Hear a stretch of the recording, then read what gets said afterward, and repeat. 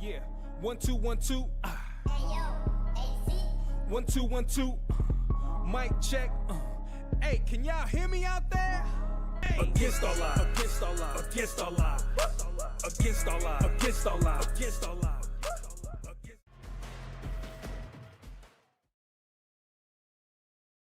All right. Good morning, everybody. It is Tuesday. We are back at it with the Rise and Grind Morning Show. Glad to be back in the seat. Had a great vacation visiting my sons, watching my last graduate, and I'm excited. I'm excited for both of them and where they're headed in life. But Christian going on to play some baseball here at the college level, has not decided which place he's going to go yet, but we're excited to see where he does go. So, look, we're ready to get rolling this morning. We got a few topics. I apologize about being a little bit behind today, but it's like a Monday, so you know what happens on Mondays. Let me get the guys in. We're going to get rolling. We'll be right back here in about 10 seconds.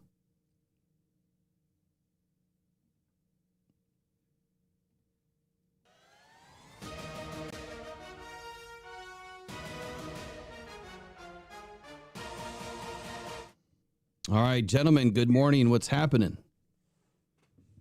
Good morning. How are you, brother? I'm doing good, man. I'm just glad to be back here. And I'd love to be in Florida still. Love the weather. Love being with my kids. It's too far away, but I'm glad to be back here doing this. We got some good topics this morning. Riley, how you been, man? You've been MIA for a little bit. What's happening with you? Yeah, no, man, it's been like a week and a half or so. I feel like since I've been on the show, which is about a week and a half too long. So excited to be back here. Congrats to you and to your sons, man. That's awesome. Has a chance to go play some college baseball. And I know you and I talked. It seemed like we FaceTimed and Will was driving a pretty sweet car through Florida, looking like he was having a good time. So, but no better place to be than the Rise and Grind Morning Show. So back in the saddle with you and with Corey is a good place to be. Corey, man, how you been? How's life out west? Life is good, man. Can't complain too much. Weather's getting better, so that's nice. Not as good as Florida, I'm sure, but we can't all be that lucky. Look, Florida's too hot. Yeah, it's too hot for me. And, learning a little bit more about weather, we'll do the Eric part of the show. He always talks about weather, it seems like, in the morning. So the thing that I've learned, and I didn't really know this, when you live in an area, so I live in Michigan, and you go down to Florida, of course, like you're just sweating like constantly.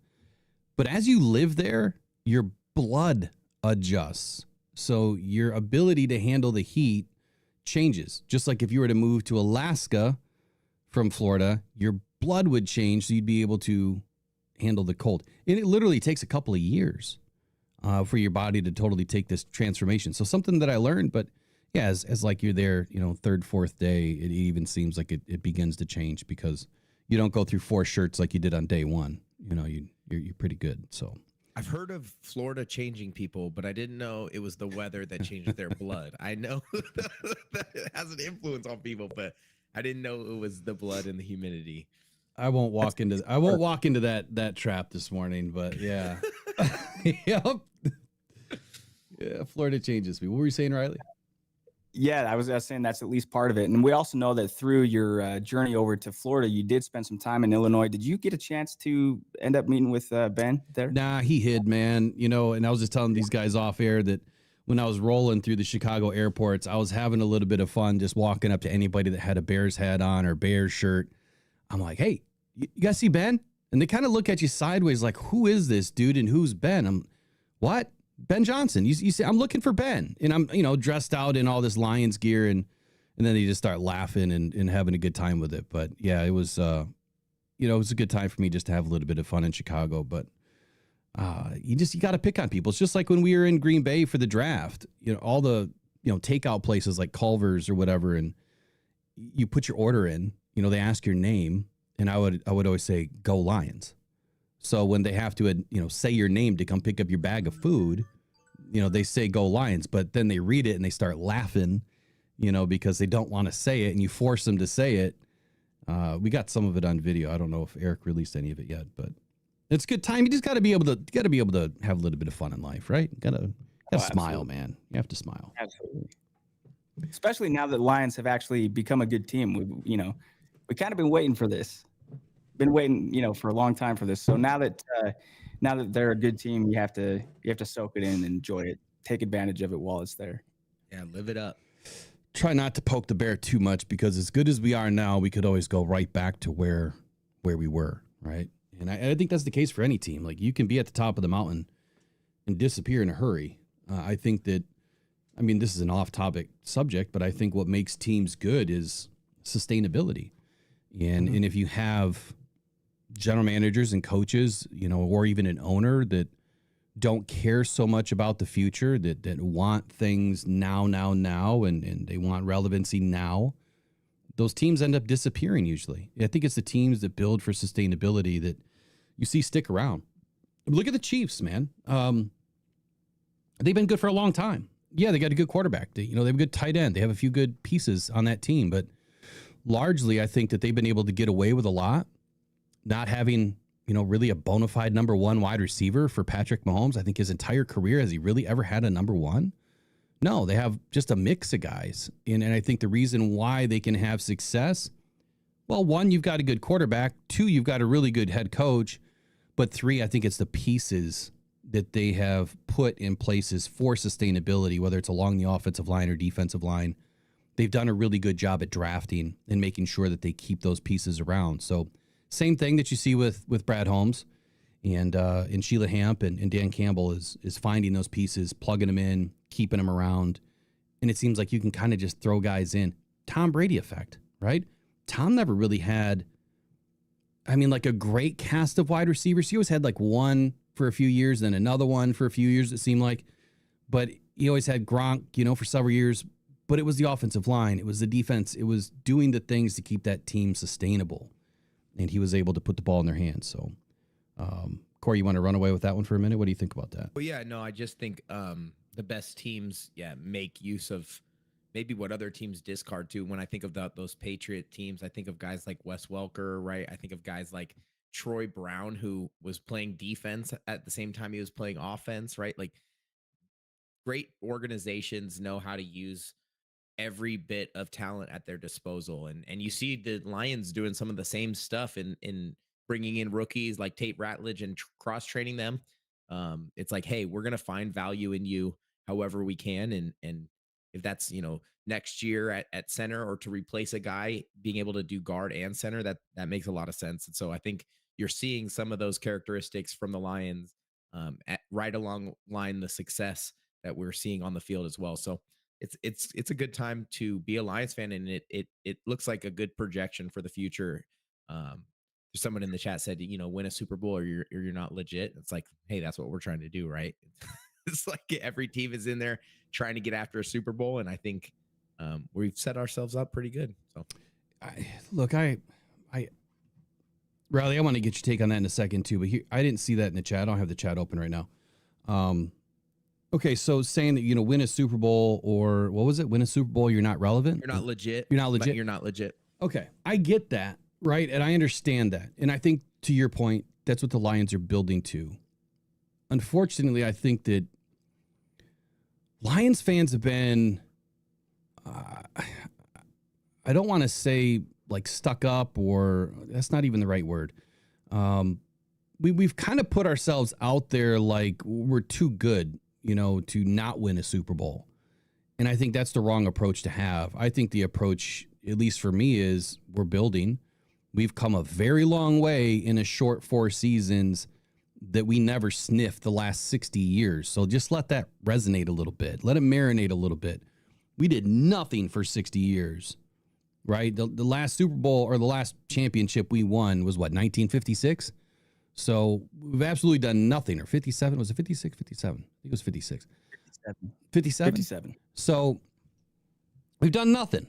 And so now that we've gone from 0 to 60 in 4 years, now we need to go from 0 to 100 over the next couple of years. So we have to take it that next, the next distance, but without sustainability, without creating the core pieces, how can you? You won't be able to. You can't go and build a team in 1 year, buy a team in 1 year. That team will not be around the next year.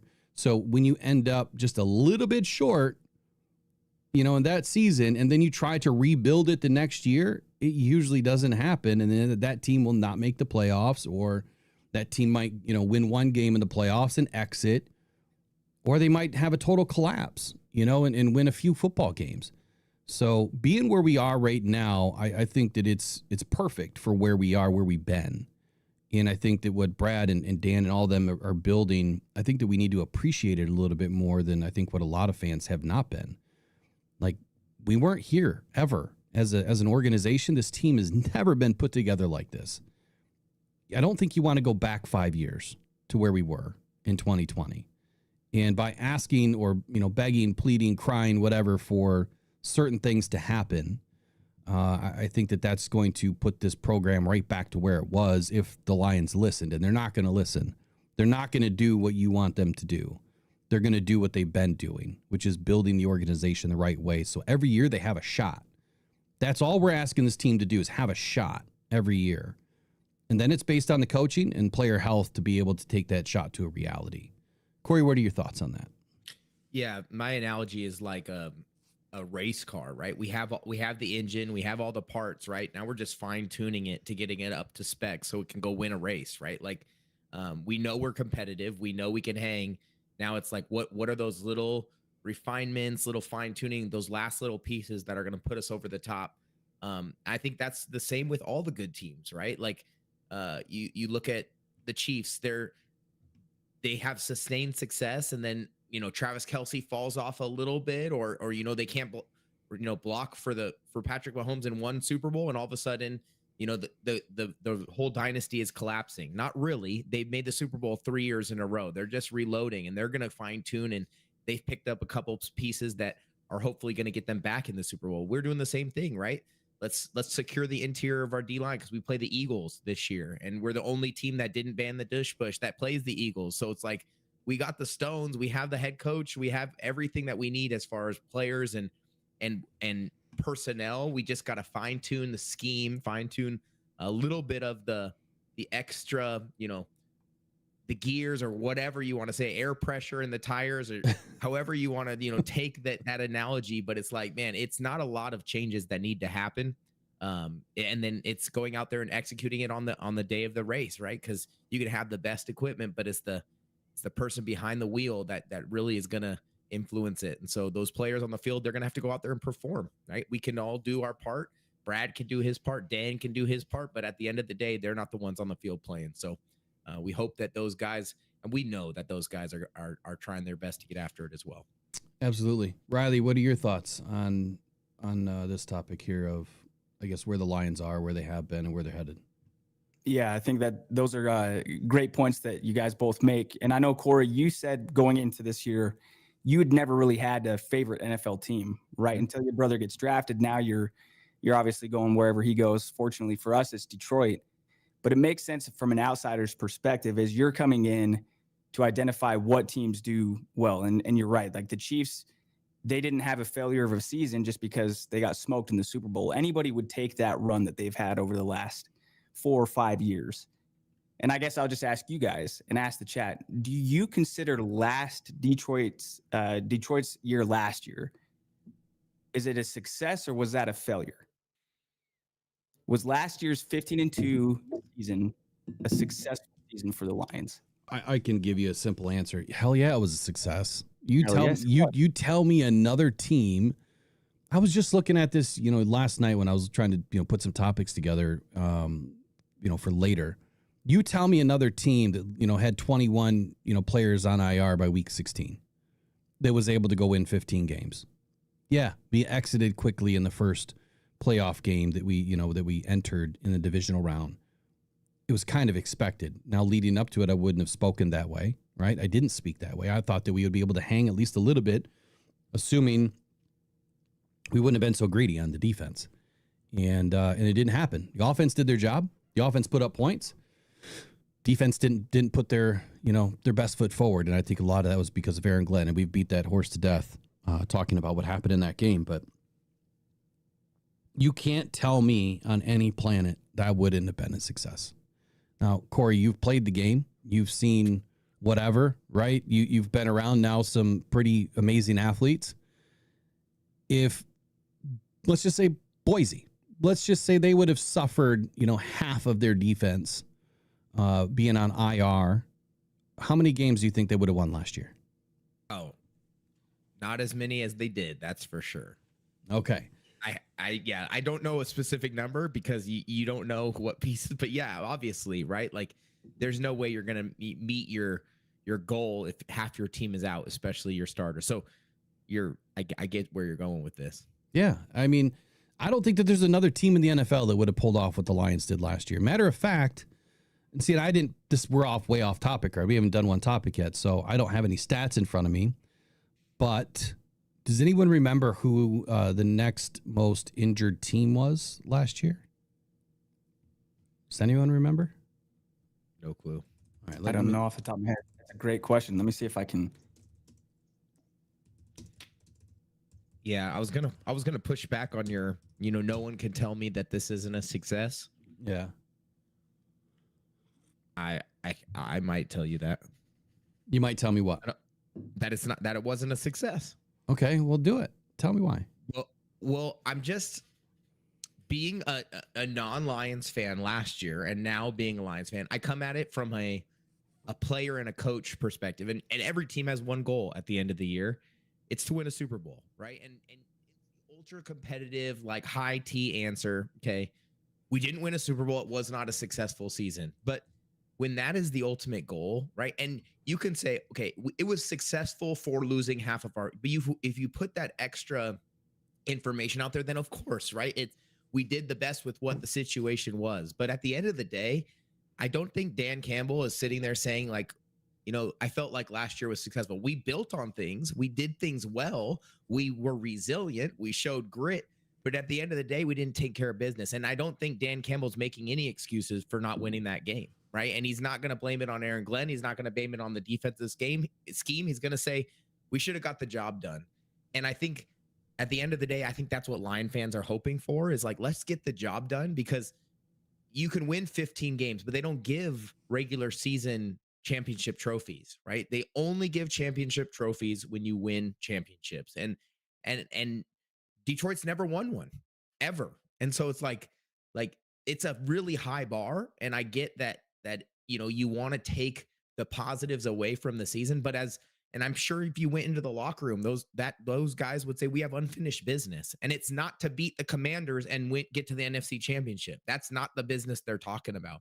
They want a Super Bowl, and I think the fans want Super Bowls, and I think that truly is the measure of success. You can always take positives away from a season, and especially with all those injuries. Of course, there are positives to take away, and those are successful aspects of the season. But my question is like, what do we want to measure ourselves on? Are we looking for participation trophies, or are we looking for championships? We want the real deal. And I think that's when it comes down to it, what they're measuring their own success off of. And, as Lion fans, as media members, I think that's kind of what we should hold them accountable to as well. Right. I think I get it in the realms of possibility. I get it.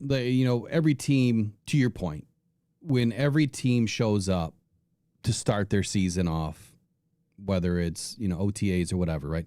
When they show up, the label on the door is go win a Super Bowl. Every team. Now, I think that there's some teams that they're going to tell you honestly, yeah, of course we want to win a Super Bowl this year, but if you kind of looked around our locker room a little bit, like we ain't got it. But they're not going to come out and say that. Right? They're just not. They're going to stick with their guns, and they're going to say we're winning it all this year. And yeah, it could happen every once in a while that a team that just doesn't have it maybe gets lucky. And I think that that's a large part of winning a Super Bowl. You have to have a lot of luck on your side. The ball has to bounce a certain way a few times. The calls have to go a way that you didn't expect every once in a while. The explosive play that you didn't expect to go the distance goes the distance. There's a lot of luck involved in it. So to your point, yes, it's a failure because they didn't win a Super Bowl. I think where the success is, and I agree that there's no participation trophies, especially in the NFL. And the Lions, to your point again, they're not going to sit there and say, yeah, we didn't want to go the distance and we don't have unfinished business, because they do. They've been saying that every year. But I think the win for the Lions is they just showed what they could do at 50% capacity. Now imagine what that does for somebody's psyche. Imagine what that's going to do for that team, for those players that really didn't get a lot of play before, a lot of time before. They got a ton of time last year. Man, their mental right now is way up here because they're like, I just went into this game at 50% capacity on the defense. We just shut that team down to 28 rushing yards. Imagine what we're going to do when Aidan's back. Imagine what we're going to do when we have full health again. So I think that it was a win-win-win for that reason, is now you got this team in 2025 entering the fold like, we just did all of that with this. Not to say that those guys on the roster weren't any good. They are. But they just showed who they are at a much different level. So for me, that's why it's a win. Riley, let's get your take on it, and then maybe let's actually get into a topic if we want to go that direction today. Yeah, I think there's arguments on both sides for sure. But I think that really what it comes down to is make the playoffs, give yourself a chance, and then you got to get lucky, right? And I think that for the year before, for the Lions, it was, there was talk, man, are they going to go all the way and win the Super Bowl? Well, to me, it was, you got to take steps. First, win the division, then win a playoff game. Well, they did those steps. Then they won another playoff game. Now they're in the NFC Championship. Okay. Then last year, I felt like they were ready to build on it. I honestly feel, and I've said this on the show before, without that rash of injuries, without losing your best defensive player, I do think the Lions were in position to win the Super Bowl. So, okay, like you're alluding to, Will, you got to get these reinforcements back, but the guys are motivated because they know we have the ingredients. We have everything that we need on this team. We've added some pieces. So we are focused. We are confident we can go in and win the Super Bowl. So I think it is steps of progression. You're right, Corey. I don't look at it and say, don't hang a banner that you won 15 of 17 games, because if you lose in the playoffs, you could have been 10-7 and you still lost and you had the same end result. But you won the division again. So now it's a reasonable expectation. This year, it is Super Bowl or bust. And not every team can genuinely say that and mean it. I hear you. I agree. Corey, do you have a response to that? Yeah, I mean, yeah, I get it. There's the competitor in me that thinks of what is Tom Brady in his perfect season. What does he think of that season when he goes back and he thinks about losing to Eli Manning in the Super Bowl? He doesn't think about having an almost perfect season, right? And I think the great teams, they hold themselves to that high standard. And I think you're 100% right. There is a mentality amongst the team that probably like, if we can do it like this, then we look at what we're going to be like when we're at full swing. We did it with a bum tire, right? And we made it to this, if we get some fresh tires on, I'm going to win the race. And that's what the goal is. The goal is to win the race at this point. And we have the weapons to do it. So let's go and do it. Let's stop talking about last year and let's see what they could do this year. That's for sure. Good point. But I love the bum tire, but man, we didn't have a bum tire, bro. We had 4 flats, and we went to put the spare on, and that was flat too. And then when we restarted the car, the head gasket went out. I mean, it was just, the belt falls off, and you know what I'm saying? It's like this thing was running into a brick wall, and there was nothing stopping it. I love that the chat is mad at me for my take, because that's why I'm here, right? Yes. Let's go. I want to give a spicy take so that we can get a little riled up in the morning. We have to get it started. Yeah. And I'm not saying it's a failure. I'm just saying I have high standards. So this is what you get from me as a Detroit Lions fan. And it's all good. And when you see that someone maybe doesn't agree with you, look, this audience is so good that they understand, where I've been. They understand who I've been. My takes on Aidan, which we're about to get into, by the way, and just the way that this channel's evolved. The cool thing about this audience is we can say some things that aren't what they want to hear, but at the end of the day, I think that it kind of gives them an idea of what to think about next. So when they show up tomorrow morning, they'll get right back at us. So it's all good, man. It's good to have differing opinions. We weren't born to be yes men. Let's just put it that way. We weren't born to be yes men. So I wanted to get into this first topic about ranking edge rushers. So PFF kind of does this stuff every year. And then I like to look at it and kind of look at where things stack up. And I have some problems with this list. One, I have a problem with where Aidan is. And yeah, go figure, right? And I'm not saying because he's not a great football player, but I want to talk about it. So were you guys able to open the links? Yeah, no. I was Yes. wasn't able to open the links, but I got it myself. Yeah, so we're good. What? I don't understand. I never got the email, so Let me send it again. I'll send it again. So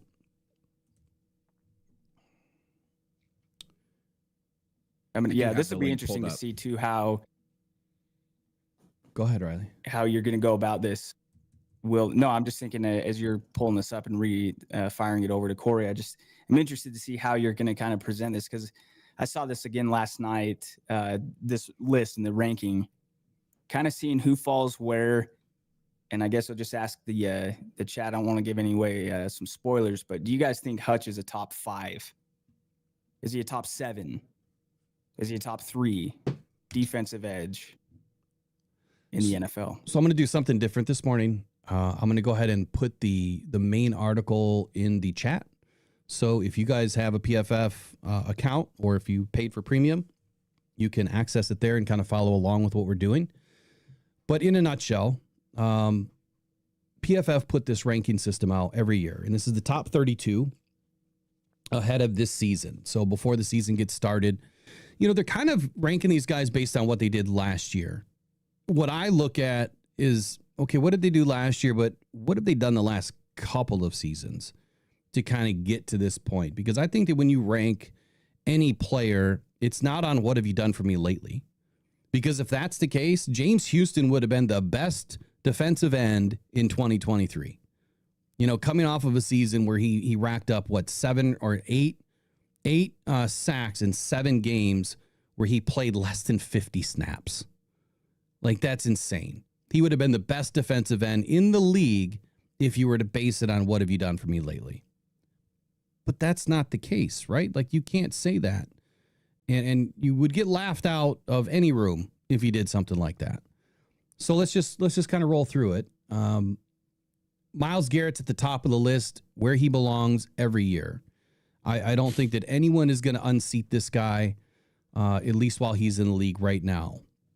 Aidan Hutchinson did crack the top 5. Here's what it says. Garrett finished as the NFL's top pass rusher for the 3rd consecutive season.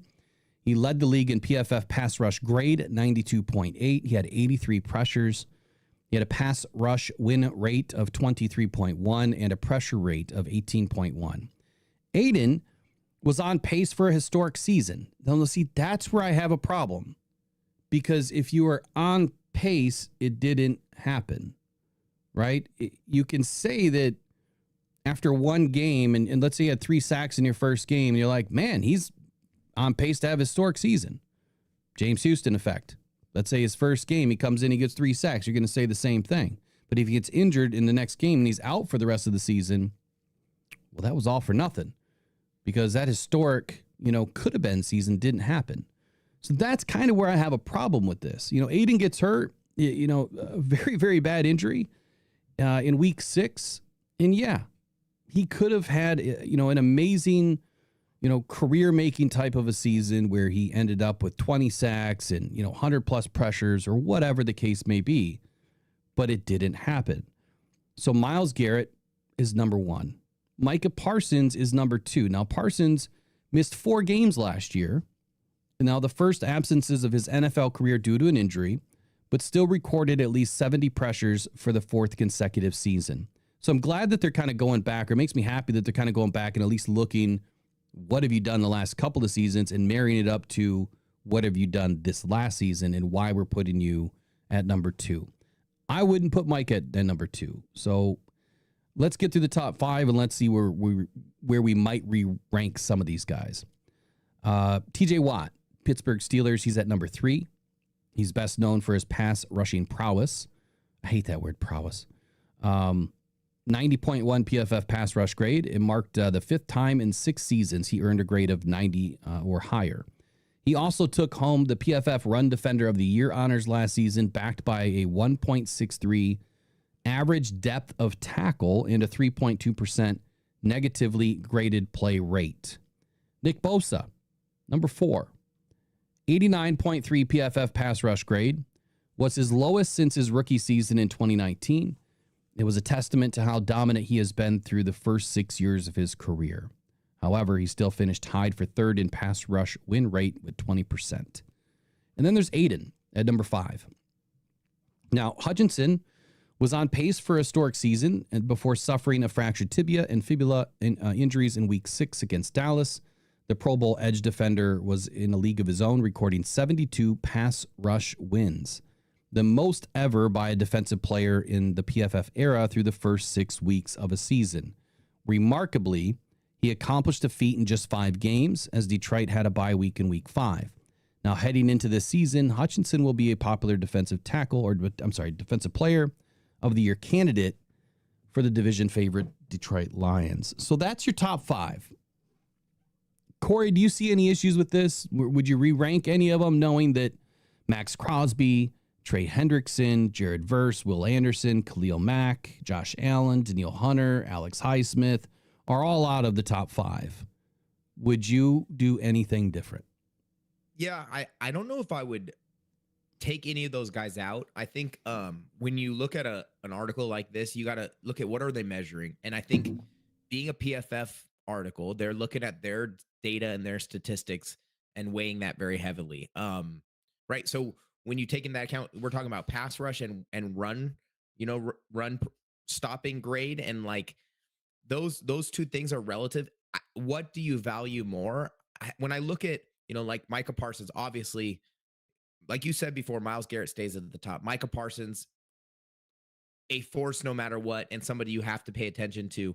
But when you get into TJ Watt and Nick Bosa, obviously they've had great careers, and but the last time, I can't remember the last time Nick Bosa was a guy that I was hearing about, dominating a game. He's been, maybe not as productive as of late as he was earlier in his career. And so I wouldn't mind if Aidan was number 4 and you moved Nick down. And I think Max Crosby could push for the top 5 as well. And I think it's kind of disrespectful to Trey Hendrickson. If you're talking about, the data, it says here that he, obviously led the league in sacks last year with 17.5. And his pass rush win rate at 20% was the same as Nick Bosa. So for the 3rd best in the league. So why is he not higher? If he had the leading in sacks and he tied the 3rd place in run stopping, like pass rush win rate, why would he not be, up there where Nick Bosa is? So, I take these things with a grain of salt. Something I realized as I scrolled down the list is they got Abdul Carter in there. My guy has never played a snap in the NFL, and they're projecting him out to be the top 20. They got Zadarius Smith. He's not even on a team, and he's in the top 32. They got at the very bottom, they got Nick Herbig, who is a pass rush specialist, one of the highest, pass rush grades in the entire list, but he sucks against the run. So it's like, I mean, that's what they say with his data. I'm not saying that's their take, but the data says he's not very good against the run. So what are we really saying? Is this a pass rush list? Is this a little bit of everything? I don't know, but I do think Aidan is a top 5 guy. I think, it will be interesting to see how he comes back from this injury and if he can get back up to that production. Riley, what do you think? Yeah, well, as Corey's saying all that too, not only are they ranking guys that haven't taken a snap yet in the league, but, like you said, Trey Hendrickson, evidently his team won't even talk to him. So it's kind of an interesting list. I like a Will Anderson out of Houston. I think he's a stud. I think he was just the 2nd overall pick like 2 years ago. And obviously now they've got with Danielle Hunter there in Houston as well. That's an incredible duo. But I don't know. I think you mentioned it, Will. We'll never know. I think about that all the time. Like if Hutchinson didn't get hurt last year, what would his end of season totals have looked like? And now you just hope that he will be able to be the same player, and even better player. He's confident he will be coming back. But I think Hutchinson at 5 on this list, at least as far as it pertains to where a Lion falls, I think that's a good spot for him. I would probably move Will Anderson up. I just like him more. But I think Hutch at 5 is a pretty good spot, and hopefully he's top 3 after this upcoming season. Okay, so I'm going to say this, but please understand I'm saying this with respect, Riley. What you just said is part of the problem that I have with PFF, but you didn't say it from a perspective of, other than you love for the guy with Will Anderson. Like you said, I like the guy, so I would put him at top 5. I think we're seeing that with this list. Like with PFF, I think that they're I like Nick Herbig, so I'm going to put him at 32 because he was, it's a likable guy, but he did pretty good in pass rush. I like Trey Hendrickson, but I'm not going to put him in front of Aidan Hutchinson, who I like better. I think that there's too much energy put into personal feeling with PFF. PFF, personal feeling, forecasting. I guess that kind of makes sense. You just broke the app. But I think that there's more to this, right? I think that you have to kind of go back and look at where this began. And if you noticed in some of the links that I sent you guys, which I apologize if you can't pull them all up, this didn't start until 2018. So 2018 was the beta season for tracking all of the pass block win rates and pass rush win rates. And one thing that kind of caught my eye is the same thing that they were saying about Aidan Hutchinson in his first couple of seasons was, man, there's nobody out there that is getting more double teams, and that is why he's not having success. That is why he's not getting to the quarterback. And then if you dig into the tape, which I push back against a lot of people in the chat, because a lot of people out there writing stuff or talking about things, because I'm like, look, guys, just watch the film, because it's not a double team. Just because two guys touch Aidan in a play is not a double team. More often than not, it was a tight end chip or running back chip and a release. It was not a true double team where two guys are making contact at the same time and staying engaged with Aidan. That hardly ever happened. But for some reason, he was getting all of these double team stats put in, into his stats, and it's just not accurate. So then I started looking back at some of these old articles on PFF and where it began. And so one of the first things that I noticed, what's new for 2019 in pass rush win rates? Improved handling of double teams. We corrected a number of false positives in rush wins when a rusher beats one lineman in the double team, but not the other. Additionally, we were previously tallying only double teams between two offensive linemen. Now we tally double teams regardless of the position combination, so running backs and tight ends count too. That is totally wrong in my opinion. And Corey, I'd like to get your opinion on that. If you're chipping somebody, that's not a double team. Right or wrong? I would argue it is to some extent, only because a couple of weeks ago, we talked about how long it takes for a pressure, right? What is that time equivalent to a pressure? And it was like, if you don't get there within this much time, right, then you're probably not going to sack the quarterback. So I think what it really is measuring is, do you have to take on two different, guys, or is it a more of a delayed blocking scheme? And I know that that's something my brother dealt with a lot in college. His second year is, he was getting all the attention. So whether they were adding a tight end and he had to, clear the tight end first and then take on the tackle, or take on the tackle and then take on the running back, it was two dudes that he was having to account for. And I think that's really what PFF's trying to say, is that, is the offensive scheme accounting for you by adding an extra blocker, and whoever that is, it's adding to the difficulty of your pass rush win rate. So I would say yes and no. Obviously, it's not a true, double team where you're taking on two offensive linemen. A double team for a defensive end is definitely different than a double team for an interior. I think that's more of what we're saying. If we're going to measure those things, we got to look at it defensive ends and then look at interiors, because interiors are taking on two offensive linemen. That's a true double team, and it's a valuable, skill to have, is to be able to take those on. When you're talking about, pass rush, beating a chipper, beating a tight end, and then a tackle is definitely a different animal. So yes and no, if that makes any sense. So I'm kind of taking the long way around getting to my top five. And the reason why is because this next thing that I read, it made me feel like I won a little bit, because my argument over the last couple of seasons, while I've had this platform, has always been to say an algorithm or a chip in your shoulder pad or your helmet or the football can only do so much, right? Your eyes watching film is going to beat any algorithm or any chip, recording data 1,000% of the time. As long as you know what you're doing and you can recognize what's happening on the field, your eyes are always more important than any other way of collecting stats. So it said that they corrected occasional false positive rush wins. And it says verbatim here, our algorithm depended on proximity and orientation to determine who is blocking whom. So when a blocker is slow to engage immediately after the snap, it can look like a rusher is unblocked. Similarly, if there is about to be a double team and the nearer blocker is slow to engage, it could appear as though the rusher has instantly beaten the block from the more distant blocker. This was also fixed, according to this report in 2019. So back to why I say that, PFF is great for giving us a bounce off, something to just kind of start with. If you don't go deeper, if you don't peel back the layers, if you don't watch some film yourself, then you trust in everything that they're saying, I'm sorry, we don't know crap then. We have to go deeper. We have to look deeper, right? PFF has always been a good tool to get us started talking about something, puts us in a direction of, let's focus a little bit more on this. What happened to Riley?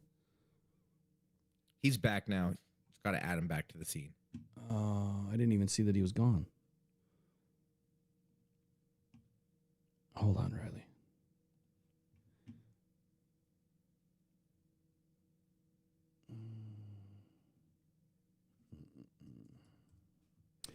Should have just popped right back in when he came back. I don't know why he didn't. There we go. So, like I was saying, it's, in my opinion, there's a lot of mistakes with anything that is data driven from an algorithm, anything that is data driven from AI. And I think that a lot of us know that use AI on a daily, that we can tell that, we always see the words like prowess or crucial or critical. And when you're reading, things online, when a lot of those words are used, you can tell that it's AI written. Who uses those words on a daily? Nobody really, right? So AI does, for whatever reason. The point that I'm trying to make here is there's a lot of mistakes that are made, and I think that this is a great tool that between ESPN and PFF and Next Gen Stats that they've developed. I think that what they're providing us with more stats and analytics and metrics, I think it's great to give us as much information as possible. But if we don't do our job and to peel back the layers, we're just going to regurgitate what they're saying without giving you. It's an opinion, but I think it's also a fact-based opinion if we're actually doing the work, which I know that we do the work. So here's where I'm going to go with this. I can't put Aidan in the top 5. I just can't. He just came off a major injury. We have no idea who Aidan Hutchinson is right now. We have no idea. We've heard things, right? We've read things. I haven't seen him on the field, so I couldn't tell you who he is. None of the people in this chat that are actually in the chat writing things, not just listening behind the scenes, none of us have seen Aidan on the field, right? Matter of fact, I don't even think he's been at any OTAs or anything yet. Do you know, Corey? Has he been? I'm not sure. I don't even think he's made the field yet. I think he's now cleared and able to make the field. So we don't know what he is, and that's the only reason why I can't put him in the top 5. If Aidan finishes 2024 healthy, then yes, you can make an argument for top 5. However, Trey Hendrickson, to your point, is number 2 right now to me. He would be number 2, simply based on what he did last year alone. 17 and a half sacks, and I'm pretty sure that he did that 2 seasons in a row. That he had 17 and a half sacks last year and 17 and a half sacks this year, the year before, right? It's 2 years in a row. 20% pass rush win rate. Now, last year he did not have, who was the guy that was on the line the year before with him? I think Cincinnati? I think his last name started with an S. There you go. Anyway, he did not have the same defensive line that he did last year, and he was still able to produce. I mean, that team did not have a great year last year, and he was still able to produce. Trey Hendrickson would be number 2 for me. Sam Hubbard? Was it Hubbard? I think so. Sam Hubbard. Might have been. I thought it was a different name than that. But Max Crosby, year in and year out. He's someone that you have to pay attention to. Now, I get it. They're giving him a 74.3 PFF grade. He also ended on, an injury where he missed 6 weeks of the season or whatever. I mean, he would still be a top 5 or, because of the Aidan situation where I say we don't know what he is yet. We know Max Crosby's been around for a lot longer than Aidan. We know who he is every single season when he's healthy. He had some cleanup surgeries and some other things going on, with this ankle injury that he had. But it wasn't a crazy, 2 broken bone situation like Aidan. So Aidan, I would have to put out of the top 5 simply because we just don't know. We don't know. And I don't care about early season stats. And I would take it another layer. And this is what you're going to see out of some topics that we're going to be doing here in the short future, near future. I mean, is comparing what Aidan's assignments were versus Max Crosby versus Myles Garrett versus TJ Watt. Who had the harder schedule? Who had the harder defenses or who had the harder offensive lines to go up against? What was their one-on-one assignment? How did they do in those one-on-one assignments? Those are things that I'm going to dig into and try to figure out. So I think that not all things are equal here. Not all grades can be equal. Now, they may have a certain grade because of what they did throughout the season, but I think that you have to go back and look at the assignments and really how that plays a role into their stats. And I'll throw this one thing out about Aidan. Last year, he went up against 3rd and 4th string tackles in 2 games. Matter of fact, it might have been all games last year, but at least in 2 games last year, the first 4 weeks of the season, he went up against offensive tackles that were backups of backups, and he ended up getting multiple sack games in those games. Had those been starting quality tackles, would he have gotten 3 sacks? I don't know. I can tell you based on history that it hasn't happened. I can tell you based on his history over the long term of his career in the NFL that when he goes up against top flight offensive tackles, he has not produced multiple game sacks. So that for me is another reason why I would say what he was doing last year was great. And I would say that the addition of DJ Reader and having Lee McNeil doing what he was doing and the back end of the defense, what they were doing, all helped Aidan to have a better season off the start. However, I think that not all things are equal. I think that you definitely have to look at the competition. And the competition was inferior to what Myles Garrett was going up against, was inferior to what Nick Bosa or Aidan Hutchinson or Micah Parsons was going up against. That's where we have to draw our comparisons and I think formulate a real top 5 or a real top 10. What PFF put together, I think, is a good jump start, but now we need to finish the work. And as we move on through the season, we'll continue to finish the work. My outlook for Aidan is great. I think he's going to end up having a really good bounce back season. And I think that the additions of Tyleik Williams and when Aleem is finally healthy and the way that this defensive line has been put together, I think that you're going to see that it's going to be easier for him to get after the quarterback because they're going to have to pay attention. They be in the offensive line. They're going to have to pay attention to everybody else along the defensive line. So he's not in my top 5, but I would put him right there at number 6 for right now. But he's still in the top 10. I think he's elite, but I think that there's 2 tiers of elite. And I think that right now, Myles Garrett is in tier 1 all by himself. And I think that tier 1A or tier 2 is Aidan's in it. And I think that he's going to get there eventually. But right now, I just don't have him there. Corey, I've said a lot. What do you want to bounce back with on that? Yeah, I think you're right. I think anytime you see a major injury like that, you want to see the guy come back, right? When Kevin Durant in the NBA tore his Achilles, you wanted to see him come back and be a prolific scorer. And then when he showed that he could do it, then you put him in a different category. I think that's what Aidan's going to do this year. Is he wants to prove that last year wasn't a fluke, that against the best talent over the course of an entire season, that he's able to produce at the level he did last year, and then he'll answer all those questions and probably wants to build that confidence for himself. One of the guys that I think was in the top 10 we didn't mention at all that I think is one of those young guys that can really burst on the scene is Jared Verse from the Rams. I know this isn't Lions related, but anytime a rookie wins Defensive Player of the Year and is in the top 10, it's somebody that, man, like you hit a home run on that pick, and it's like he's going to be wrecking the league for a while here. I'm excited to see kind of what he does and continues his progression because he's already right there in the top as a rookie. So Aidan coming back will be will be very interesting. And like, I think Full State was saying in the chat, Brad failed us because we didn't get another speed rusher. We talked about that. Do we need a speed rusher opposite Aidan, or do we need a can crusher, right, to push the quarterback back towards him? We'll see. We'll see how that plays out this year. But I think we have some depth that we can use to kind of supplement and help his production. Great point, and I'm going to come back to that. Riley, what is your comments on this? And give me, if you want to give us a top 5 real quick, or even a top 10, defensive end. Riley, where would you have everybody right now? Yeah, that's a great thing. There's a few things going through my mind right now. Obviously, I think Garrett is number 1. I think Parsons is a good spot at number 2.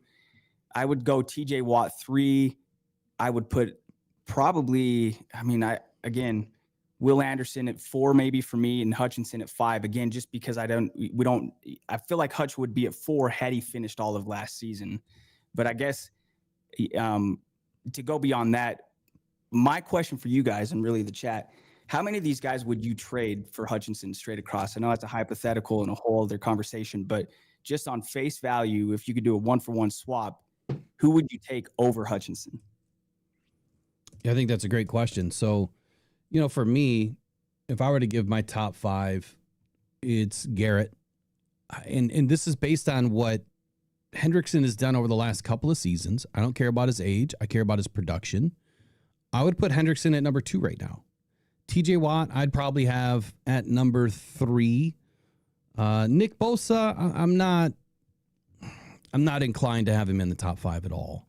Micah Parsons, you do have to pay attention to this kid, wherever he is. I'd probably put him at number 3 and TJ Watt down to number 4. So it would be Garrett, Hendrickson, Parsons. I would see Watt up there. Crosby, I'd have to put him at number 5. Aidan, I'd probably put at 6. But to your point, Corey, Verse is number 7 for me. He's only moving up 1 spot right now, but you don't know this, but last year I said that Jared Verse was going to be the number 1 defensive end in the league last year as a rookie. Not in the league like all defensive ends, but as a rookie. And he was the number 1 guy that I projected to the Lions if the Lions were going to go defensive end in the first round. They missed out because of the way that draft went. Not to say that they were going to take a DE last year earlier over Terrian, but they missed out because of the way that draft went. But I was not surprised. And again, that was a culmination of watching a ton of film, and of course a ton of film on defensive end, because it's been a hot topic for Lions fans for a long time. And to come back to what you just said, about this whole Brad Holmes failure of not getting us, another speed end or even another defensive end period in the first round. This 4-3 defense is made up of 2 different types of ends. You have the big speed end in Aidan Hutchinson. That's what he is. And then you have the can crusher end, which is what Davenport is, or what Pascal is when he filled in.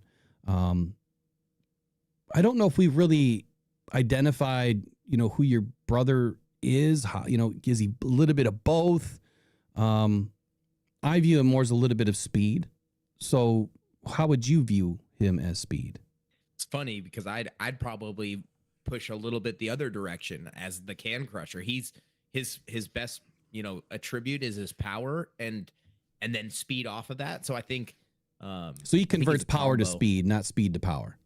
Exactly. Yeah. Okay. I think, it's speed to power, but it's a 50-50 flip. I just think his calling card is his power move. And so when you have that as your strength, you can always work off of that. And I think that's what offensive linemen prep for when they watch film on him. It's like, be ready for the bull rush and try and, anchor yourself. So when he sets that move up, right, and then goes speed off of that, he's going to be successful. But I think, that was his role at Boise State, was locking down a whole side of the field, and it was, and he did it well. So I think that's what he's going to be probably starting with his strength, but I think he could do either.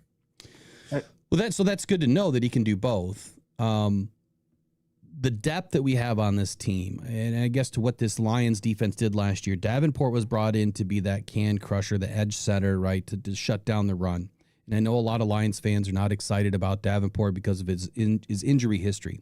We just heard what Calvin Shepard said about him the other day and how they fully expect Davenport to have a great season. They fully expect him to stay healthy.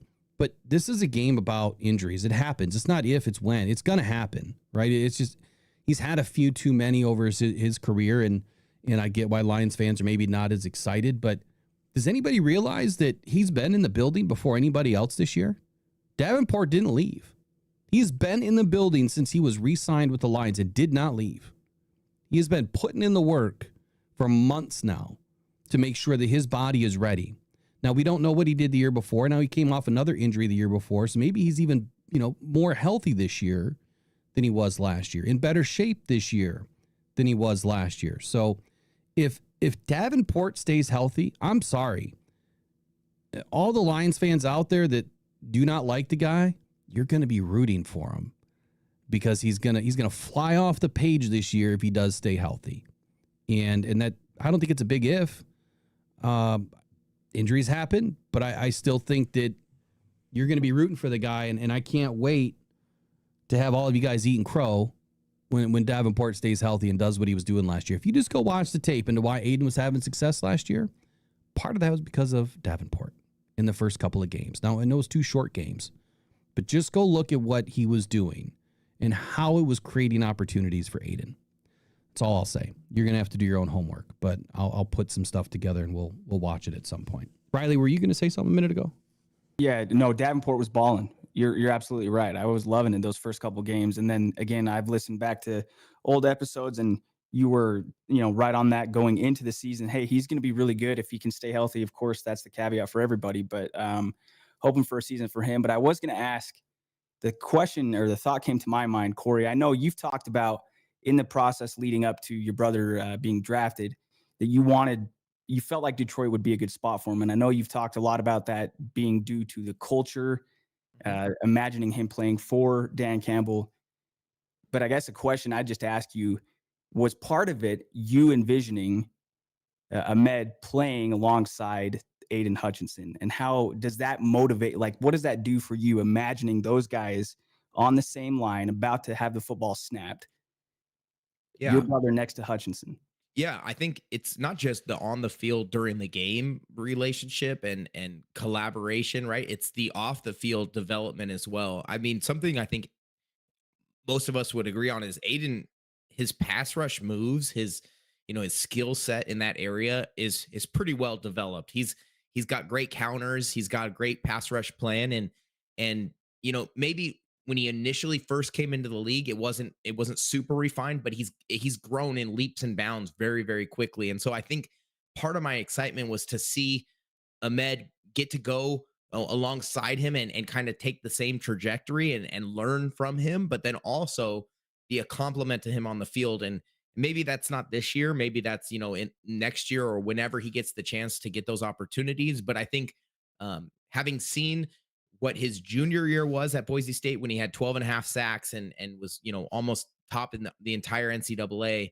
And then how they changed the pressure and like the blocking schemes to account for him going into a senior year. I'm excited to see a team not be able to do that. Because when you have Aidan Hutchinson on one side, you cannot scheme all your entire line and blocking. And to your point earlier, double teams and chips and combo blocks. You can't do that to both sides of the line. It's just not logistically possible. So I think part of it was you got a great young pass rusher on one side, you add another one to complement him on the other side, then it really puts the offense in a bind. And then the overall development that you can get during the off seasons, working alongside every day, seeing somebody that is, top 6, top 5 in the NFL, in his techniques and stuff. I think that's just was really exciting for me to think about, what does Ahmed's development look like alongside of Aidan?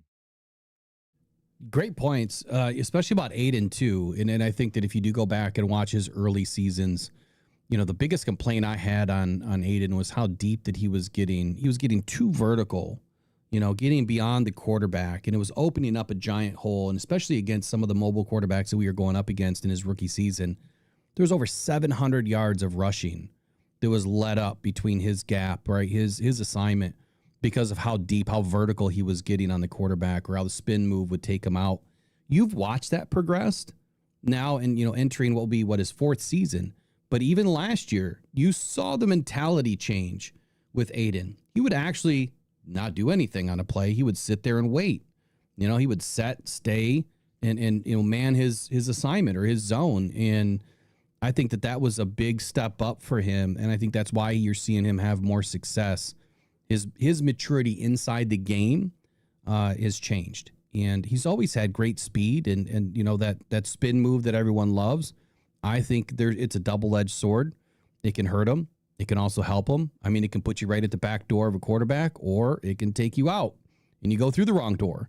It's just got to use it right. I think that he's got a decent bull rush, but it's his speed that really needs to get him home. And I think he utilizes a lot of different things well. He's got good bend. I don't know about great, but he's got good bend. And I like him in the wide 9 a little bit more, but you're exactly spot on there with he's changed. The widest 9 I've ever seen from any defensive end is Aidan Hutchinson. If you go back and watch the film, the dude is almost lining up on outside the hashes half the time, rushing from like a nickel corner spot, man. I've never seen somebody get that wide, but it really puts that offensive tackle in a bind. So that's the widest 9 ever. All right, so Riley, since we're talking about Aidan, let's roll into what Ian Rappaport had to say about Aidan yesterday. Or was it yesterday or the day before? So the news, I think, has been circulating for a little bit now. I had this one queued up for a little bit, but it continues to have updates periodically. Now, we've talked about this a lot on the show, Will. You were the first to say it. You've got to see him on the field, him being Hutchinson, obviously, before you ink him to a new contract. Ian Rappaport did say that the Lions are in the works, possibly getting him a new contract. Hutch has been medically cleared from the broken tibia and fibula that ended his 2024 season. It does seem like while there have been some talks and discussions, it seems like the Lions' move to pay him was waiting until he got fully cleared. NFL's Network's Ian Rappaport reported. Now he is. So now they can really kickstart the conversations, really have these discussions about making him one of the highest paid edge rushers in the NFL. And Hutchinson's excited to pick up where he left off. He said, quote, "I got cleared a while back and now I'm just rolling with the boys and it feels like I'm back to being myself again. I'm really looking forward to the season. I mean, I think this is the most excited I've been for OTAs in my life. This is the biggest hiatus I've had from playing ball, so I'm pumped. It'll be interesting to see what kind of extension Hutchinson gets. San Francisco's Nick Bosa currently has the most total money among edge rushers as part of his 5-year, $170 million deal, while Myles Garrett's 4-year, $160 million.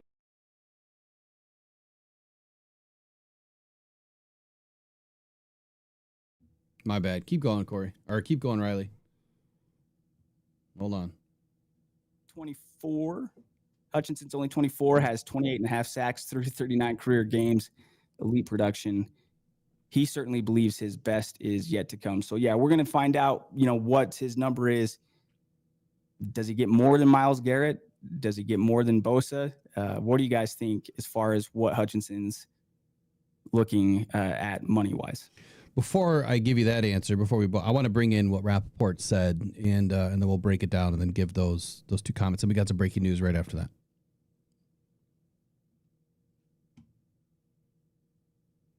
Okay, Ian Rappaport thinks he's going to get all of it, and I wanted to bring that in because I think that my next statement would be, yeah, Aiden's going to get all of it. I don't think that you're not going to be able to pay him. The floor now is Myles Garrett. That's the floor. My question is, that's the floor. Myles Garrett. I mean, for any defensive end that is now in the top 5, you would think, like at least according to PFF, he's in the top 5. If you're going to sit back and say that he was on this historic season, right? And I'm not saying you personally, but everyone around the league. How can you not think the floor is, $40 million a year? I mean, okay. I'm gonna take you back to when you looked at the list. You said Myles Garrett tier 1. Yep. By himself. You Yep. put Aidan in a list with other guys. Yep. If you're saying he's a tier above, how does he become the floor? Obviously, we always are resetting the market, but Right. I just wonder, like, we all know Myles Garrett, and I guess the real question is the timing of when they do the extension. It's kind of like the David Montgomery, DeAndre Swift deals, right? We re-signed David Montgomery for way cheaper than DeAndre Swift got with the Bears because we didn't wait. We took him in and we restructured and re-signed him and gave him an extension. I'm wondering, do they do the same with Aidan? Do they re-sign or give him an extension right before he produces again? Or do they wait till he produces and then maybe the floor is Myles Garrett if he's up at that top level, right? What is Brad thinking? And when I think the timing comes in really important because, right, if he does have an extremely productive season, if we forecast out those 7.5 sacks to a whole season and he comes back with 21 this year, yeah, the floor is Myles Garrett, right? For sure, right? But like if he has 12, can he really ask for Myles Garrett, right, numbers? Or is he going to come in there a little less, maybe 36 or something like that? That's my question. So here's how I look at it, and it's multifold, right? It's such a diverse mathematical problem to try to figure out, but here's how I look at it. Brad Holmes has come to the mic and said this exact phrase a few times, or question, and then followed it up with a phrase. Is Aidan Hutchinson elite? He'll come up and say, how many elite edge rushers are there in the league? And he'll get answers, maybe 5, maybe 6. And he'll say, yeah, I agree. And Aidan's one of those, right? That's what he'll say. So Brad has said multiple times this year and last year. Then he would follow that up with more questions like, how do you have more elite, defensive ends on one football team? It just doesn't happen. There's nobody out there that has it. So when I say the floor, it's because Brad Holmes thinks that or feels that Aidan is elite. And I think that when you look at the term elite and the category elite and the players that are in that category, I think based on what's happened with recent contracts, the floor is going to be 40. Now, I think personally, he falls between Crosby and Garrett. And to your point, similar point that I made a few months ago, you get the contract done now.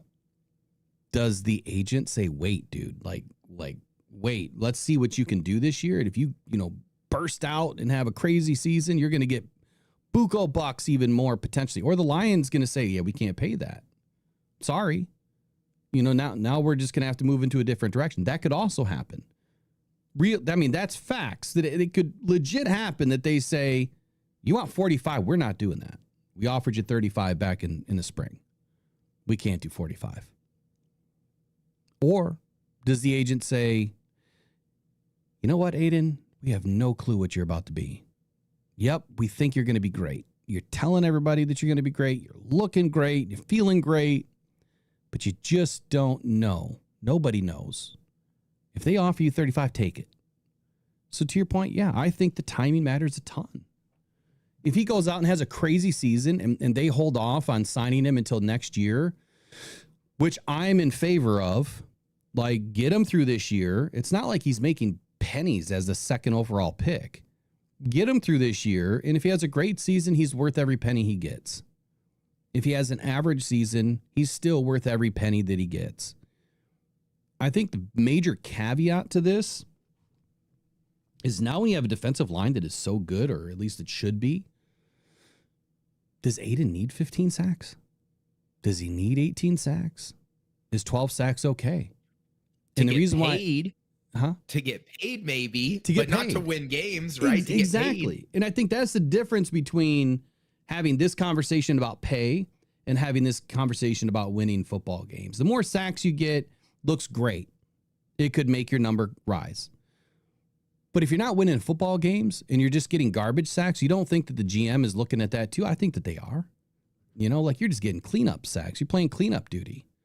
These guys are the ones that force the issue. You just happen to be there to put your arms out and take the guy down. So did you really affect the play? Well, I think there's just 9 ways to look at this, right? There's just so many different ways to skin a cat. And I think it's the same way when you look at these salaries for football players. But I do believe that, to your point too, resetting the market every year. It happens. If Aidan waits till next year, if the Lions wait till next year, it's probably going to be another reset, in my opinion.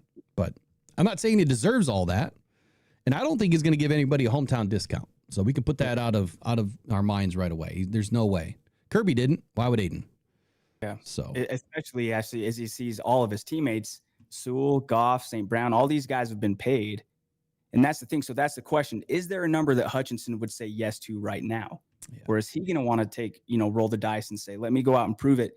There's one little quote here that it ended that article that I left off on. So we could put a bow on this here with Hutchinson. He said, I would say there's motivation, not from it getting taken away, but me putting that on tape. I had a lot of growth in those first 5 games to where I feel like you evolved as a player and things were clicking at a high level. I think a lot of people believe that this is kind of like my ceiling, but I still believe that, I'm going to continue to push for those greater heights. I'm 24. I'm still a young dude. I don't think that's the peak. So that tells you his mindset, right? Hutchinson feels like he can come back, lead the league in sacks, and the Lions can win the Super Bowl. Obviously, that's what he thinks, right? He believes that. So it's going to be interesting to see what his number is. And then, like you said, Will, is there a threshold where the Lions would say, thanks for everything, but we can't pay you that much? Or if he has a great season, does he get to dictate what he wants? Going to be interesting to see. There was an interesting comment in the chat. It said, no agent would suggest taking less than the current highest salary. But I don't know if that's necessarily true, because if we look at Brock Purdy, who just signed his giant deal, he actually took less than the max. He didn't take, the maximum QB contract. And there was even a quote that said, he was taking less so the team could be better. I don't expect Aidan to do that, right? But there are instances where guys say, enough is enough for me, and I'd rather be on a winning team and have some flexibility in the team around me and the GM to make some moves around me and put guys around me so that we can be successful as a whole, rather than saying, like, I'm trying to try and get the top market value and put the rest of my team in a bind. So I think there is a balance to that. I think Aidan is one of those guys that I'm not saying he's gonna, take one on the chin and be like, well, I'm going to sacrifice. But I think there's probably is a number, Riley, that's close to that 40 million number that he would maybe be content with. But hearing those last comments, I think he knows that he's elite, to Will's point, and he wants to produce at that elite number, and then he'll get paid like an elite player. Man, all good stuff happening. I'm gonna have to change the thumbnail because I don't think I'm gonna get to Jared Goff today. But let me get this breaking news in real quick.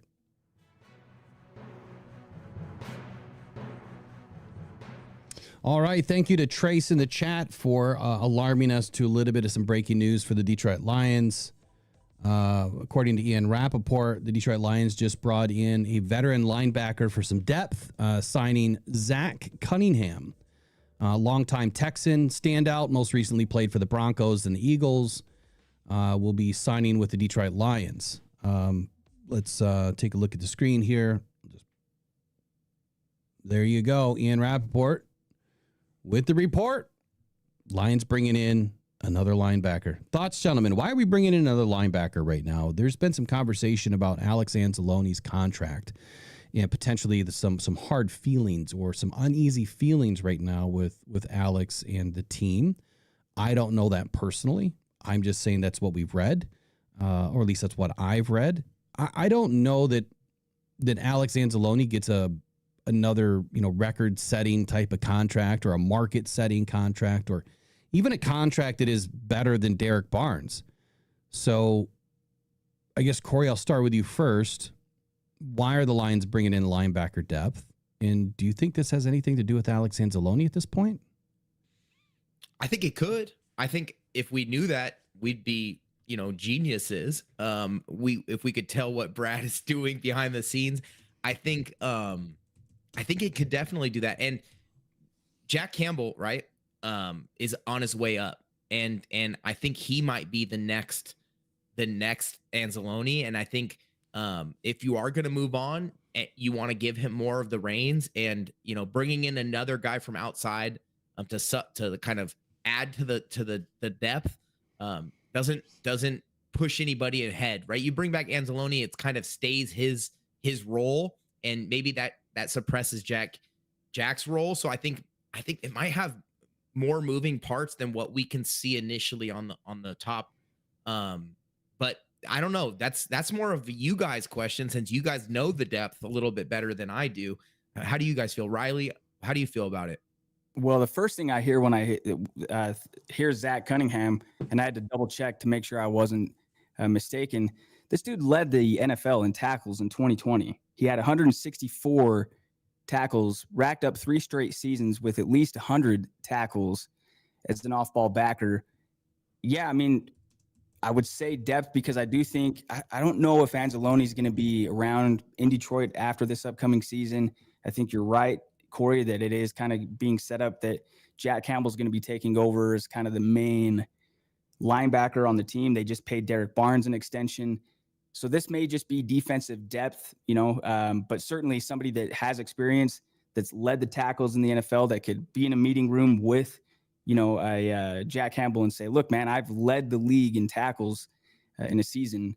Here's what it takes. I think that's, probably worth more than maybe what he's actually going to do on the field. And it's not to say that he can't still play. I mean, he only played in, I think, 6-7 games last year, didn't start any of them. But certainly his pedigree, he brings something to the table. There's value in signing a Zach Cunningham. So if I'm reading the room correctly here, I think that the depth signing is also a veteran signing. He's clearly a veteran, but the veteran presence, definitely not a replacement for Alex. I think, to your point, Corey, Jack is that next guy. Like, he is. The Lions are going through a youth movement.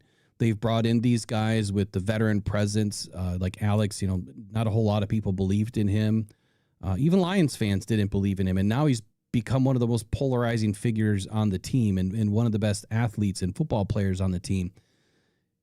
I think his time is running out, because he's getting a little bit older, and as good as he's been playing, he definitely deserves a much bigger contract than what he's making right now. I don't think it necessarily means the Lions don't invest in another year, but I think with his age, his agent and himself are probably looking at the family dynamic here and saying, look, I'm good for one more 3-year deal, and that's it. And I'm putting words in his mouth right now. Like, I don't know this, but I'm putting words in his mouth, at his age and how he's developed into a really good football player. He definitely wants to get a ring. Absolutely. And I think that it can be done in Detroit. If it doesn't happen this year, and if the Lions don't re-sign him or extend him right now for at least another season, his time may be up next year. And to have this guy on the team, at least for this year, I think it's just a veteran presence to, help coach up some of the guys. Because to Riley's point, he didn't play a whole lot last year. It's been a few seasons before he's done anything in the league, but he still knows, how to play the game. And he can definitely teach the guys around him. So it'll be. I think that the linebacker room is pretty deep. Like, after the first 6 guys that we have, like, I don't think they're going to keep a 7th. So it'll be interesting to see where it goes. Somebody like Malcolm Rodriguez, he might be out for the first month or so. I'm trying to remember exactly when his injury took place. So reinforcements, but yeah, if you're bringing in a reinforcement, it doesn't hurt to bring a guy that, like I said, led the league in tackles. There's value in that. And then he started 10 games for Philadelphia in 2023. So plenty of experience and, some good value there. I think something to note too is when you're changing defensive coordinators, you don't know what additional wrinkles and things he's changing along with the scheme. And so having a vet presence, right, and somebody who understands football like very well might help with that transition and be able to fill some of those gaps as guys are learning the new scheme or new techniques or differences that Shepard wants to do than what Glenn was doing last year. So I think, it definitely doesn't hurt to have that vet presence. And the only other thing I can notice is that he's a linebacker and not an end, right? I'm thinking, sure. like everyone in the world's like, why are we signing a linebacker and not an edge? Come on. It's like, bro, it's the age thing. I think that was what you were talking about, Will. Is like you're seeing Z's 33, right? Anzalone getting up there in age. It's the youth movement is real, and you can see it happening, that it's trending younger on the offensive line, the defensive line, now in the linebacking core potentially. Obviously, this is not a younger player, but this is not the future. This is the right now, and we'll see what they continue to do with those guys. You know, the one thing that you can definitely say about Dan and Brad is they bring in the right pieces at the right time to help coach. So I think that they're an extension of the coaching tree, if you will, in Detroit. When they bring in these guys, it's like, we know what you're all about. This is what we need you to do. And we need you to help, facilitate a role, but, we need you to help coach these guys up. We got some young guys on the team that need some extra leadership. And a lot of times good teams do this, right? They bring in these guys for a reason. This guy probably knows it's a long shot to make this roster. But for Dan to feel comfortable and Brad to feel comfortable bringing in this guy to more than likely be a mentor to a lot of these younger guys, fill a role, be a body right now in camp so it keeps everybody else healthy. But hey, there's an outside shot. You end up on the practice squad or the vet squad and become a vital role later to Carrie's, hold on, was it Carrie's point? Yeah, Carrie Simchick in the chat said, Will, you saw the fall off when Anzalone wasn't there. There's two different types of linebackers. Anzalone is a defensive reader and a mauler. Campbell is a run stopper. It's a great point. And we did see a huge drop off. When Anzalone went down, God, I struggle saying his name. It's either Anzalone 1 minute, Anzalone the next minute. When you saw him go down last year with the wrist injury or the forearm injury, the defense had some major issues at times. I think that they did a good job patching it up and filling in for Anzalone. But, yeah, there was a significant drop-off in what that defense was able to do. More specifically, I mean, that Bills game, I mean, my goodness. Gosh. You couldn't stop anybody over the middle of the field at all. Tight ends, running backs, they could do whatever they want to those linebackers. So, yeah, I wholeheartedly agree with you. I think it's a small point real quick too. And I'm glad you pointed that out, Corey, because I think it's easy to say, oh, well, Kelvin Shepherd, he's just going to keep everything that Aaron Glenn was. Same, you think though, Morin's just going to keep everything because it's not broke. Don't fix it. Obviously, they're going to implement some new things. And I would say it's akin to learning a new language, right? Like installing a new scheme. It can be like learning a new language. And so you bring in somebody like that again, speaks the language. Whether he ends up making the team, we'll find out. But it's somebody that has that value, has that experience as well. And to the Anzalone point, we saw that he was active on social media when Trey Hendrickson was talking about his contract disputes, right? And I'm not saying anything, I don't know what's going on in people's heads, but if you're seeing a guy already doing that, right? Already putting himself out there in the public eye, and you might not want to be paying this dude like an elite linebacker or whatever. I mean, from my perspective, Alex Anzalone was a heart and effort guy, right? And flying around, I remember his blonde hair all over the field, right? And so it's like it's marketable, and of course he wants to make as much money as he possibly can. His agent wants him to make as much money as he possibly can. But if Brad's looking at him and saying, we're not going to pay you that, let's get ahead of it. Let's get ahead of these contract disputes and the drama now. And because Bud, you're not the future, and we know which direction we're going. And so, play out your last contract. Don't start, strong arming us now, because we can already see what it might become later. And we don't want to deal with that. So we're setting ourselves up now for a future potentially without you. Not saying that that's the case, but like you're saying, like 30, 31, 32, you're not getting younger, right? And you're playing at a very high level, but you just said he got injured last year.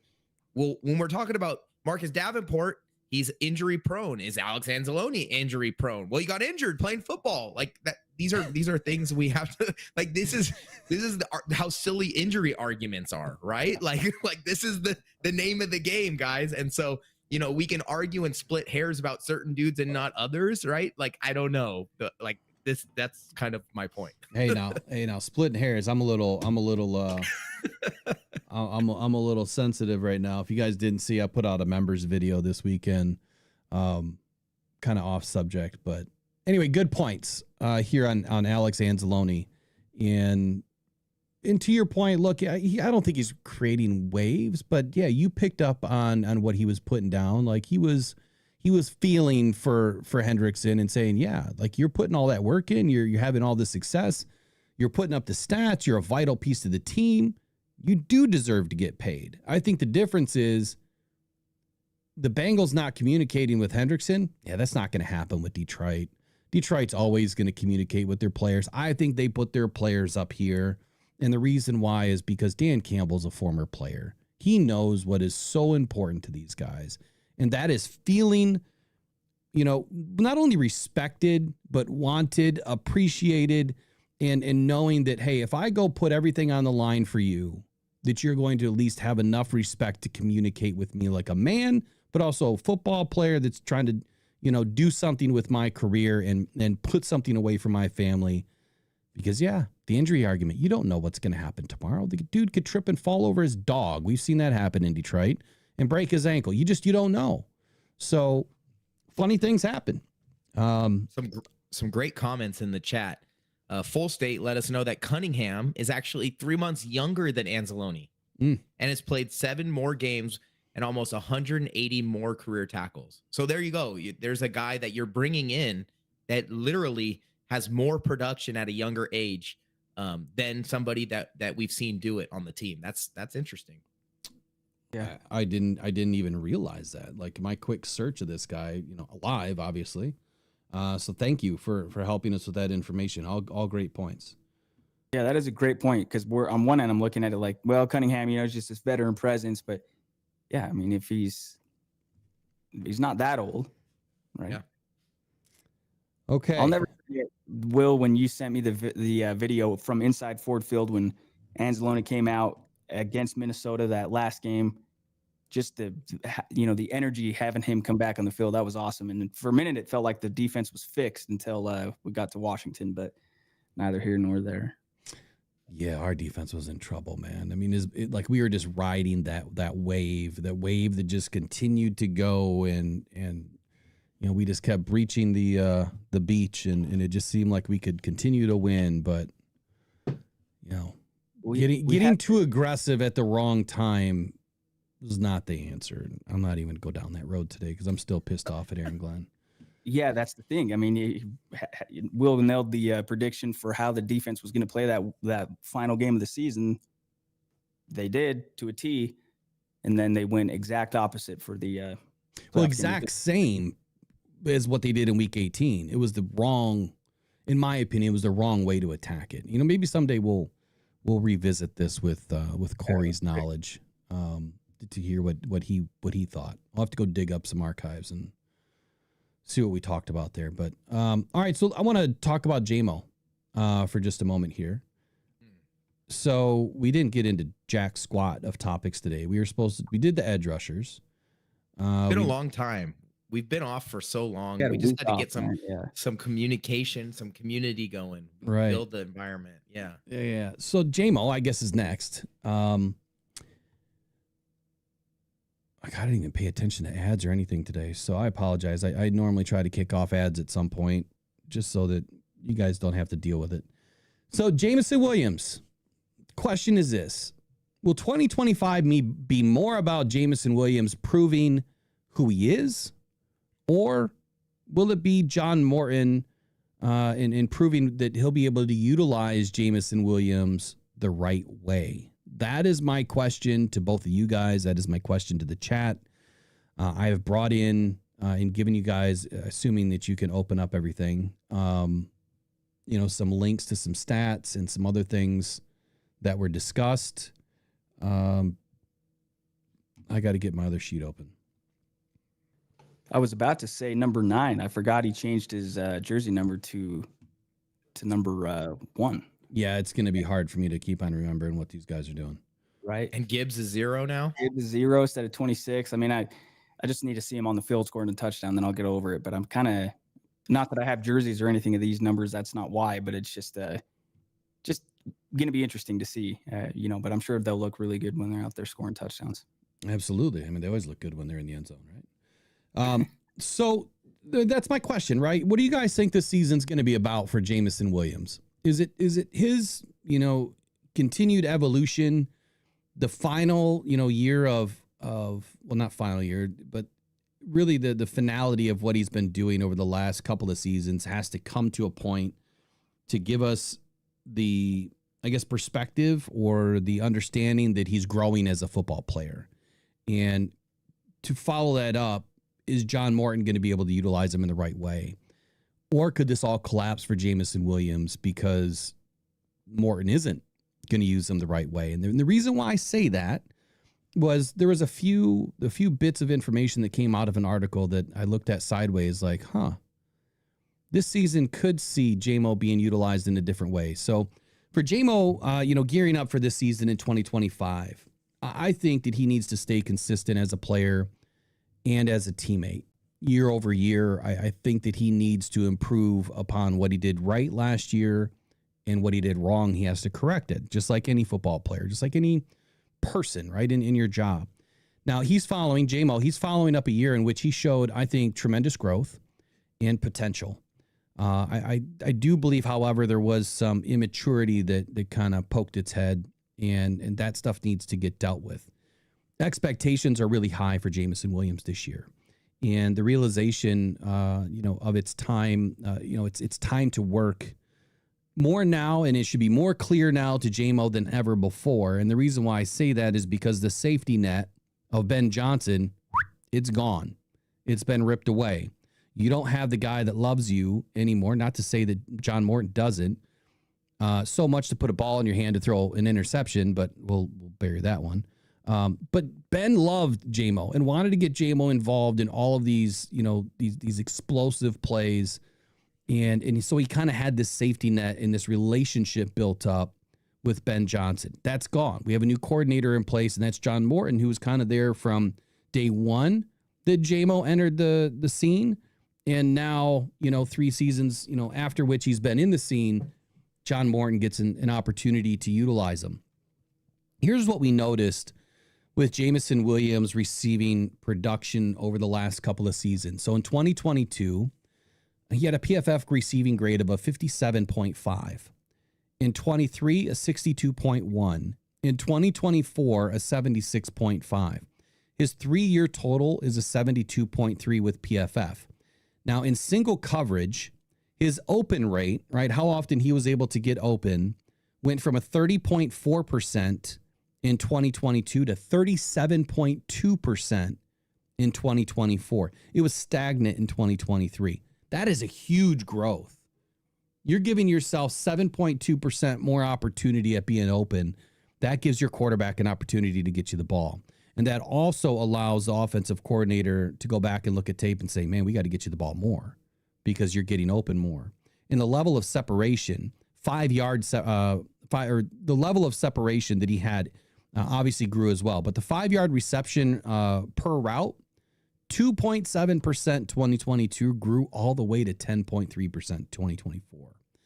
Avoiding tackles per game. Well, apparently he was always tackled in 2022. But in 2024, it grew. He avoided 0.2% of tackles. I think I'm reading that wrong. He didn't avoid any tackles in 2022, but he avoided 0.2% of tackles per game in 2024. And then receiving yards per game grew from 6.8 to 66.7.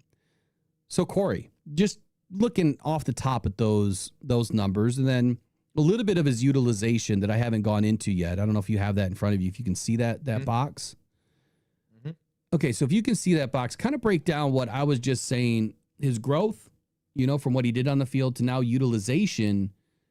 And if you could make an analogy here or something between Ben Johnson and what John Morton could potentially end up doing, what would you think? Yeah, I mean, what I think is important to note is that, in 2022, we're talking about only 6 games. And so, his target rate up at 20%, that means he's when he was in the game, he was being targeted. He was an important part of the offense. Obviously, in 2023, that number dips because he's playing a lot more games. He's running a lot more routes. And then in 2024, it even goes to more routes per game. He's getting, obviously, the target rate goes down a little bit from 21 to 18, but so that means he's still extremely involved. So he's running more routes, but he's still getting targeted around the same percentage, which means he's becoming a more vital piece of the offense. He was always a kind of an Xavier Worthy-esque, guy in his very first year, right? We're going to send him on deep threats. We're going to take our shots when we can.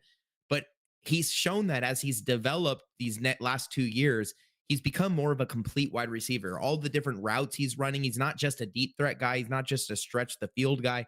He can run crossing routes. He can run corner routes. He can run, hitches in, and then break tackles. Like you were saying, at a 0.20, that means he's 1 in every 5 tackles, he's making somebody miss. Normally, we're thinking of Amon-Ra St. Brown for yards after the catch. But if you can get a guy like Jamo on a slant route and make one guy miss, he's taking it to the house. He's not just taking it for a first down. So these are important characteristics in the player that an offensive coordinator like John Morton can take advantage of and really capitalize on. I think as he becomes a more, adept at running every single route on the route tree, it's going to open up the availability for him to get different types of targets. And that's only going to be something that then John Morton is going to use to his strengths. And I think when you get guys that have, complementing skills, right? Like Amon-Ra St. Brown, not the tallest target, but great over the middle, a gritty guy, going to get open against press coverage and things like that. Jameson Williams can stretch the field. You bring in a guy like Tim Tesla, who's going to, complement Tim Patrick in what he does as a veteran presence, but bring in a fresh, burst of energy, and a dude that seemingly can do a bit of everything, especially catch the ball. You add that to Sam Laporta. Plus, we have David Montgomery and Jahmyr Gibbs out of the backfield. These are 5, 6 really, really effective weapons. So obviously it's going to be up to John Moore and how he uses them. But if you have, a bunch of power tools and each one does something different, that's not a bad problem to have, right? If I'm in the garage and I got every tool at my disposal and they're all top of the line, right, then I'm going to use exactly what tool I need for what job. And then, maybe if I have a versatile tool, right, like an upgraded Jameson Williams that can be used to stretch the field, but also be used on underneath screens and things like that, where I can scheme yards after the catch into the routes, man, that is a weapon that is going to be extremely important for the Lions' success this year and into the future. So hopefully we just continue to see that growth from Jameson. Riley, I'm going to come back to you in 1 second. So you just mentioned something, Corey, that envisioning what JMO could be inside this Morton offense, you just hit on something that's really important. The Lions have 6 Lamborghinis in the garage. Not many teams have that. So when you come in as an offensive coordinator, you're excited, right? You get keys to all of these vehicles. It's like you don't even care which one you take out that day because they're all going to perform.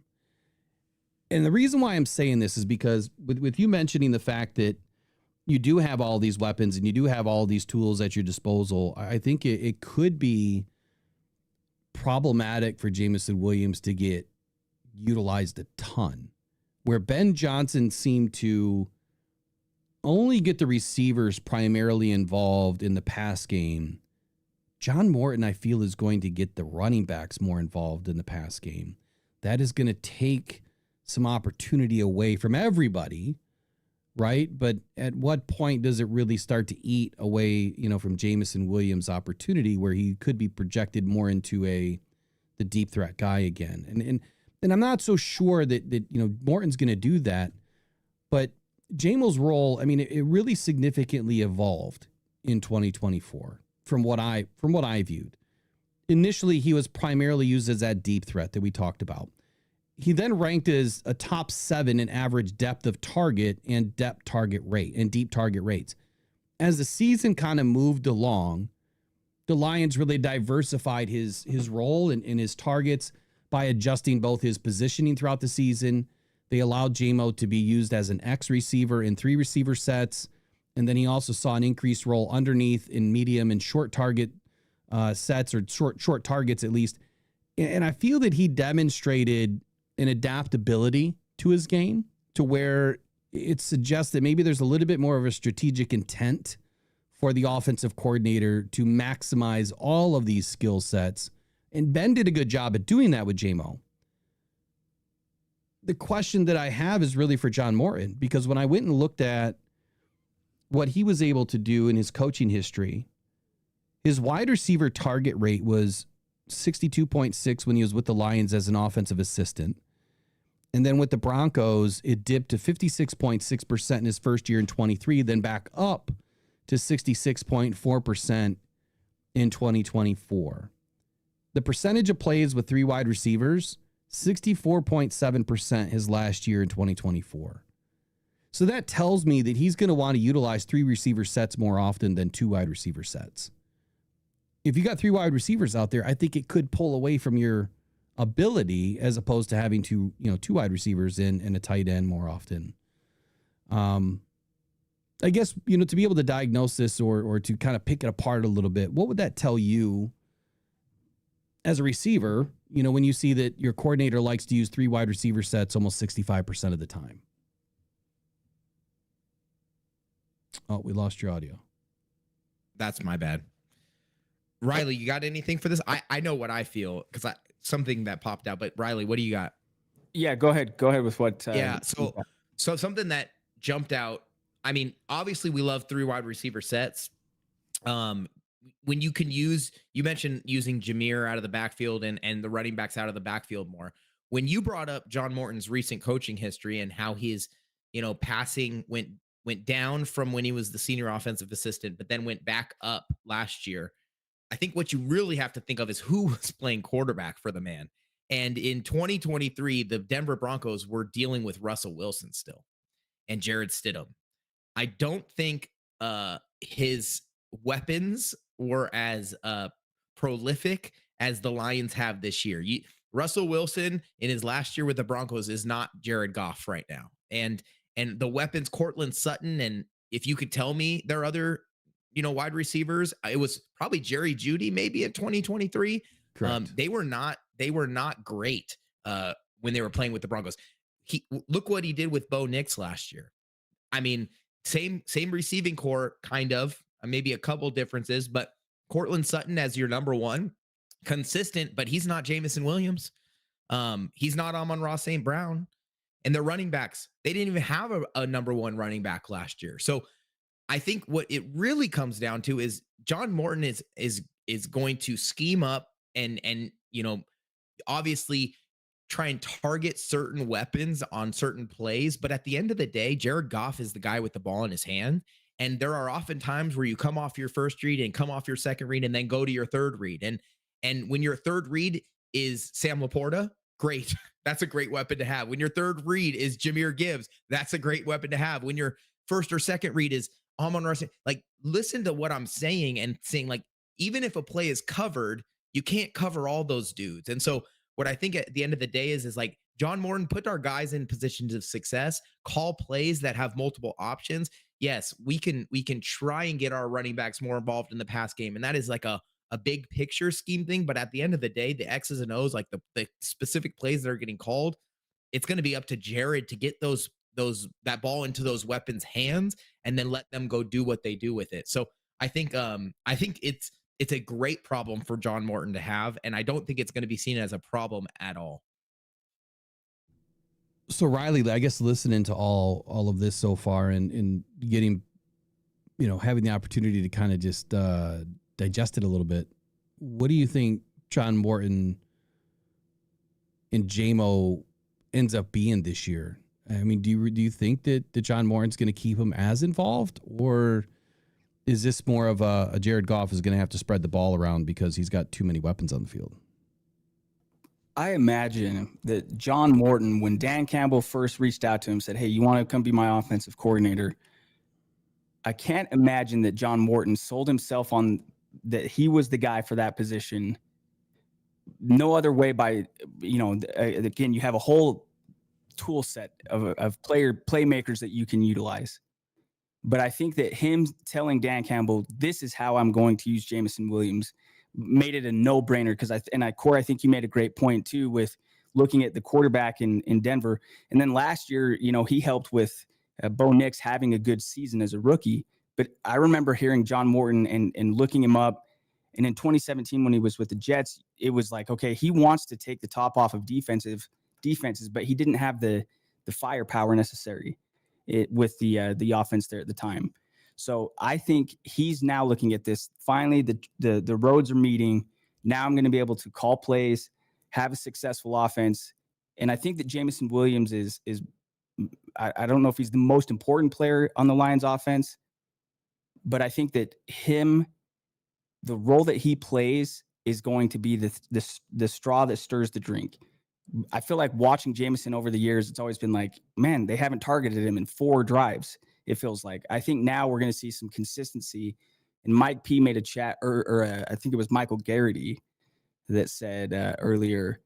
Let me see if I can just pull it up here. No, it was Mike P said, I believe JMO will have a much more productive season and value to the offense because he will be used in the system that Morton will get more production with less targets, that Jameson would get more production with less targets and explosive plays in his role. So Ben always was trying to go for the explosive play.